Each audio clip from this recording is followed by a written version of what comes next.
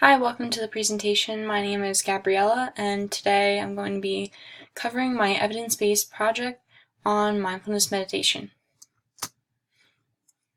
So the problem that I'm going to be covering is pain management in the hospital setting. The need for this project. Zwega et al. 2015 discusses how pain management is a common problem in hospitals with lots of subsequent deleterious effects, negative effects on patients. For the hospital, pain can also increase costs due to slower recovery and readmissions, and then also that there's a correlation between patient satisfaction and pain severity. So as patients' pain severity increases, their patient satisfaction decreases. Rationale for undertaking this project is to find a non-pharmacological way to improve pain and also to improve patient outcomes. The purpose of the presentation is to formulate a research question, describe methods used to reform literature research, and also evaluate research studies related to the use of mindfulness meditation and provide a literature synthesis, and formulate possible practice recommendations. So the research question for this project is, in adult hospitalized patients, does the use of mindfulness meditation help to reduce pain? Davies and Logan cover the acronym PICO, and it's described, Davies and Logan 2018. P is patient population, so in this case is adult hospitalized patients. I is intervention, which is mindfulness meditation. C is comparison, which is not being used in this. And O is for outcomes, which is reduced pain. A literature search was performed, initially using Google. An initial search of the keywords mindfulness meditation and pain was done, which revealed 12,800,000 hits. Google was used to determine the relevance of the topic to see if there was enough information on mindfulness meditation and pain. The Pennsylvania College of Health Sciences library website was then accessed, and through that library website are two different databases which were used, which were CINAHL Complete and also PubMed. The subject headings listed here: meditation, mindfulness meditation and pain, and also meditation and pain, were used to search for articles in those databases.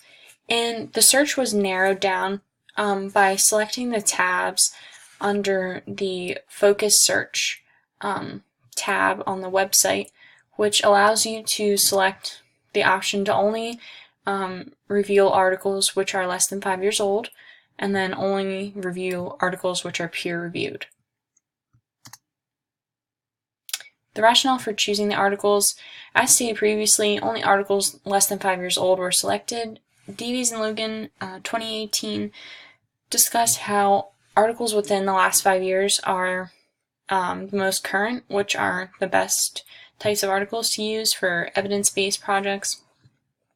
Only peer-reviewed articles were selected, since peer-reviewed articles are reviewed by people who are familiar with that field of research and can add information and review the information that was gathered to determine if it was relevant and credible. And also, the title and overview of the article was looked at when selecting the articles to determine if it was relevant. And also, the authors and publisher were looked at for each article as well, since looking at the author or publisher, you can tell if it's from a reputable publisher, reputable author. And then also, funding for research was looked at. So whoever's funding the research may have, they might want the research outcome to be in their favor. And sometimes it's important to review who's funding the research to see if it's possibly biased or if it's going to affect what the outcomes of the research are. And my reflection on the literature search is that I found it somewhat challenging, and this is because there were lots of articles that I found. However, not all of them were primary research studies, and most of them were not current, so they were not within the last 5 years. And then it was time consuming to go through each article and read a part of it to see if it was primary research or not, and to see if it was relevant. So the literature synthesis is a comparison and also contrasting of articles and like the significant information from those articles. So Luigi Hernandez et al. Basically used a qualitative approach to determine the effectiveness and experiences of individuals using mindfulness meditation to treat their chronic lower back pain. And whereas in comparison, Zygurska et al. 2016 used a quantitative approach to determine the feasibility and acceptability of safety. So they were looking for more numerical information on people's experiences, satisfaction using mindfulness meditation. Luigi Hernandez et al. 2018 and Zygurska et al. 2016, they were both looking at the effects of mindfulness meditation on patients with chronic lower back pain. However, they're just going about the way of doing the research differently. Luigi Hernandez et al. 2018 and LaCour and Peterson both came to the conclusion that mindfulness meditation can be used to reduce emotions related to pain, awareness of pain, and reduce significance of pain. So these themes and like effects of mindfulness meditation were present in both of the research studies. So the change in awareness of pain and the reduced significance of pain, they're found throughout both of those articles by both of those authors.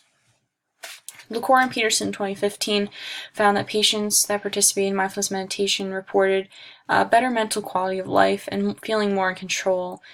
Significant effect Cohen's D equals 0.39 was found on the primary outcome measure, the SD36 vitality scale. However, Rainier, Granat, Soffer, and Lipsitz 2016 did not discuss the impact of the mindfulness meditation on psychological well-being.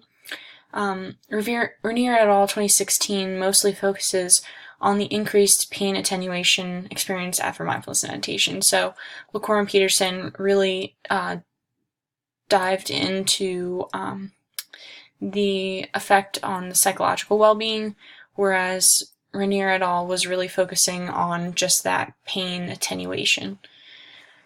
Zygurska et al. 2016 recommends that individuals practice mindfulness meditation 30 minutes per day, 6 days per week. However, Rainier et al.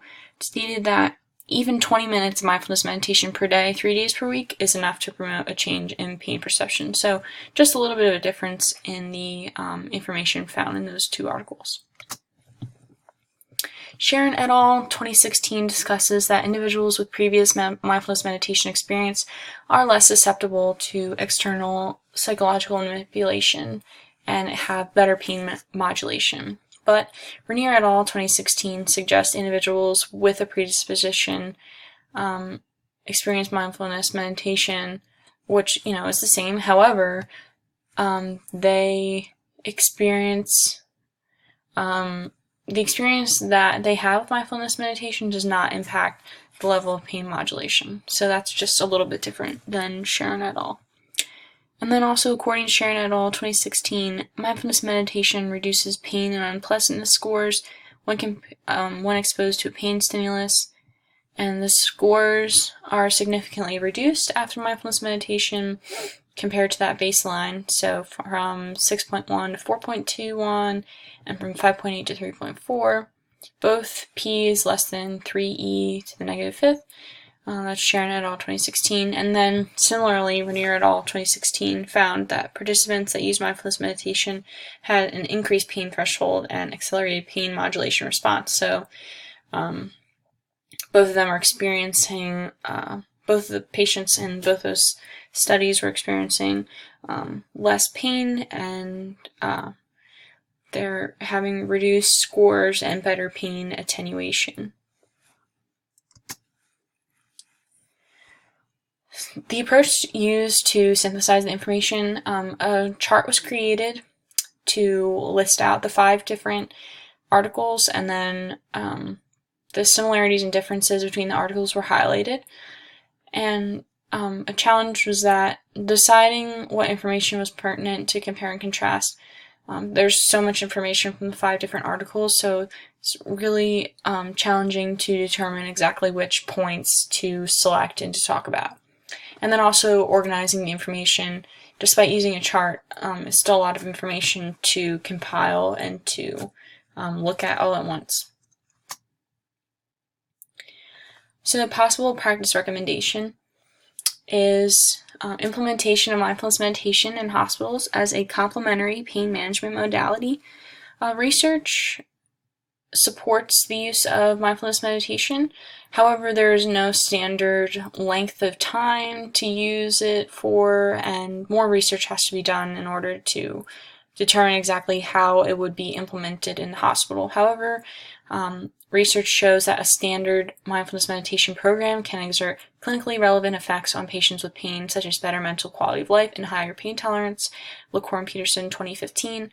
Also, a small amount of practice, just 20 minutes per day, 3 days per week, can be meaningful in promoting change in pain perception. That's by Rainier et al. And then a change in awareness of pain and decrease in significance is also noted by Luigi Hernandez et al. So it shows that using mindfulness meditation can actually decrease the significance of pain and improve the pain experience in patients.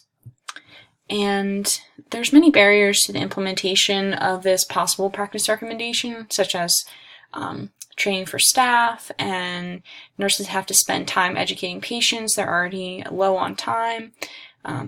Patient adherence to the teaching. Patients might not want to follow the recommendations, or they might start with it and then not continue with it. And then also figuring out that recommended time length for the mindfulness meditation session. So more research has to be conducted to determine what the length of an effective mindfulness meditation session would be. In conclusion, many hospitalized patients experience pain, and pain has many physical and psychological effects on the body. And research shows that mindfulness meditation can be used to help change the way patients process and cope with pain. And even just brief sessions of mindfulness meditation can be beneficial in improving and promoting a change in pain perception. And then, as we discussed a minute ago, there are various barriers to implementing mindfulness meditation, and more research has to be done to determine exactly what a good practice recommendation would be in a hospital setting, and creating a standardized protocol to use for patients who are in the hospital who want to use mindfulness meditation to help with their pain. Here are my references, and thank you very much for watching.